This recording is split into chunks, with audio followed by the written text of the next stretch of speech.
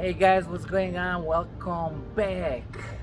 Alright, so I'm gonna do a 2-year ownership update of my RS5. So it has been 2 years since I bought RS5, and I'm gonna go over, what I had to fix, if it break down ever, or stuff like that. So let's start with the breaking down. So far I fixed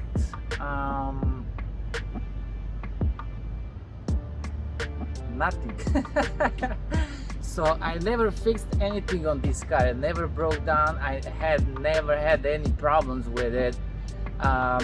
When I got a car, I as soon as I got it, I did an oil change, of course, and I changed the brake pads on the car. So if you want to see that, scroll down on my videos and I have a video how to change brakes and stuff. And you have to make sure that you always have the new brake pads on this car, because it's $100,000 car. Even if it's older, it costs less. Every time you go buy the part, they're still gonna charge you for $100,000 car, right? Lamborghini rotors and stuff. So this one are pretty good. There is no scratches or anything on it. I think everything is still original on this car. And I had to make sure I have a brand new brake pads. What else? Oil change. I did only oil change on the engine. Like you guys see, I have probably like 100 launches on my channel. Like I've been doing launch controls like every third video. So still everything works fine. There is no problems.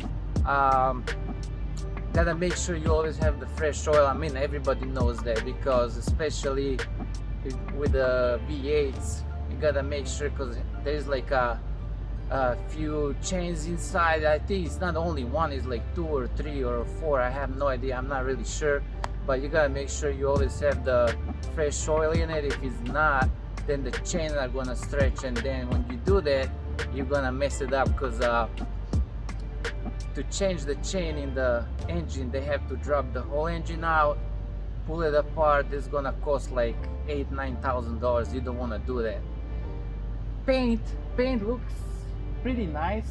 I have a few rock chips on the front and the bumper, and microscopic scratches here and there. I mean, it has few years in it, but yeah, you can fix that. Probably in the future I'm gonna take it to a detail shop, and they can do the paint correction, wax, and all that stuff. So it's not a problem at all. And inside interior, everything is fine. It's a really good quality aluminum, carbon fiber, leather. Everything is like in a really good condition. There's no scratches anywhere on the plastic, or only the driver's seat, it's a little bit worn out. You can see, because I think it's a sports car. So me or probably the previous owner, it was like a single guy driving, because you can see like a passenger, the back seats are like brand new.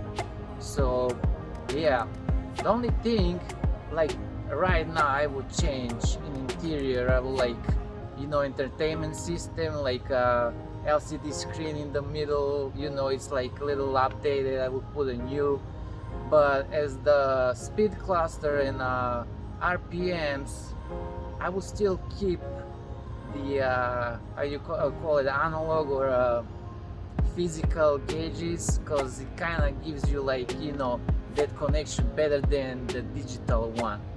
So this car, so far, what I say, 1 to 10, I will give it a 10. Like no disappointments at all. I think there is like never fixed anything on this car. Everything is still original. Never had a problems. It runs like crazy. It sounds like crazy. I was gonna do 10 things that I like and hate about this car, but I can't find 10 things that I don't like about this car. I actually couldn't find even one, only the entertainment system, because it's updated, but it's an older car. so you can't say nothing about that. This is the only little thing I have let's call it a thing about the transmission. I think it's a dual clutch S-tronic transmission, which I heard is really sensitive with the oil, and you need to change the oil on 60,000 miles on it. They say it's a must because you can mess up the transmission, and I never changed the oil in it. I don't know if the previous owner changed it, but it has like, you know, 90k on it, so I think it's time to change the oil. But I have that little thing, since I bought it, it has a little kick between the neutral and first and neutral and reverse, or every time you go to the dead stop you want to take off, it kicks a little bit, but after that everything is fine. No higher gears, everything is smooth. It's only like a little kick of the dead stop. But so far this is the only thing I have a problem with this car, but I don't know, I don't call it even a problem because it's fine. But you know, when you drive car like this, you want everything to work like 100%. So we'll see about it. I'm gonna do the oil change. I also heard it could be that I'm not sure how he calls it, like a transmission mount. It's like a metal piece that goes on the bottom, and a lot of people, they said they had the same problem. They changed that piece and they had no problems at all. Another guy I was watching, he tried to fix everything, and he said he spent like $6,000-7,000 on it. It was still kicking. He changed that piece.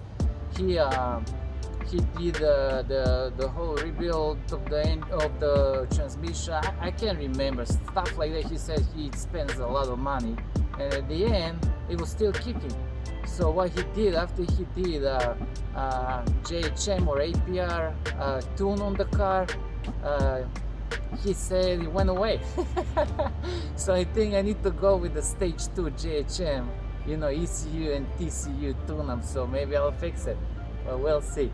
But yeah, if you ever decide to buy the car like this, you won't be disappointed because it's like it's a perfect car. Anyway, thank you guys for watching. Please subscribe, hit the like button, and I'll see you guys in the next video. Alright, bye.